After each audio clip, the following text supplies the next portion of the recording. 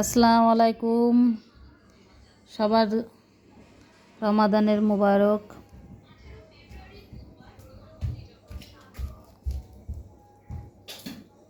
সবাই নামাজ পড়বেন, বেশি বেশি করে কোরআন শরীফ পড়বেন।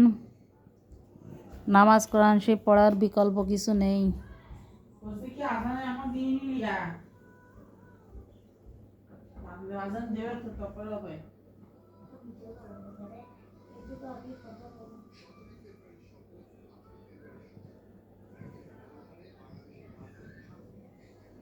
সবাই বেশি বেশি করে কোরআন শরীফ পড়বেন। কোরআন শরীফ পড়লে মন মানসিকতাও ভালো থাকে।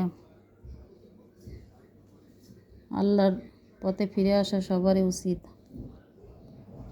সবাই বেশি বেশি করে কোরআন শরীফ পড়বেন। 5 ওয়াক্ত নামাজ পড়ার চেষ্টা করবেন। ভালো থাকবেন, সুস্থ থাকবেন। আল্লাহ হাফেজ।